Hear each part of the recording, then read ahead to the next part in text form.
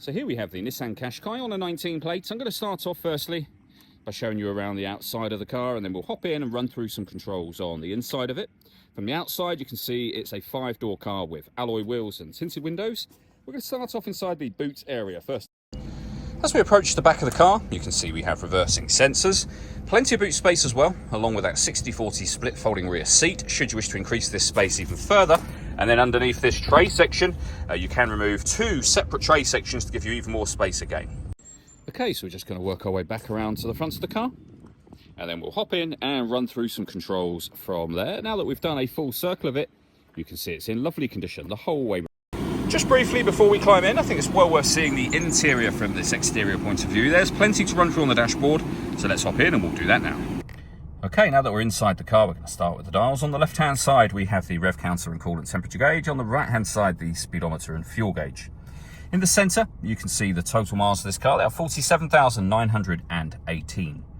You can change information that's displayed above that using buttons on the steering wheel for various different menus, including having a digital readout for your speedometer. That's all done with these buttons just here. We have the stereo controls that surround that, cruise control, speed limiter, and phone controls on the right-hand side. In the centre, the main touch screen. So we're on the main menu here at the moment. Along the bottom, you can access your phone. We have an info menu.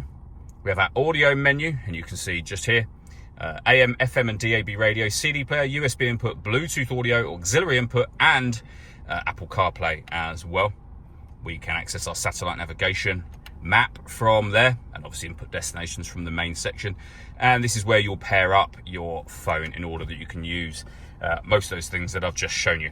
On top of all of that, this car's got a 360 parking camera. So bird's eye view image of where the car is parked right now, and a reversing camera on the right hand side. We've also got autonomous parking, so we can parallel park and bay park this car using these options down the bottom here. And if you press the camera button, you've got different cameras available to you. Below that, we have dual zone climate control. You can adjust the passenger and driver temperature. You can increase and decrease the fan speed. You can determine where you'd like the air distributed. The air conditioning is on at the moment, so that's off, back on, or hit auto. The car will then take full control for you to maintain the temperatures that you've asked for, which you can override at any point in time. We have a 12-volt charging socket, electronic handbrake, and an auto hold feature for that handbrake. Your 6-speed manual gearbox, 2 cup holders, and some additional storage as well. Last thing I wanted to mention is the fully electric panoramic roof. So the sunblind will open all the way up. The glass section is fixed in position, but as you can see, it lets in a huge amount of extra light to this cabin area. All that leaves me to say is thank you for taking the time to watch this video. If you'd like to come and see the car in person and have a test drive, please feel free to give us a call here at Surrey Specialist Cars. We'd love to hear from you soon.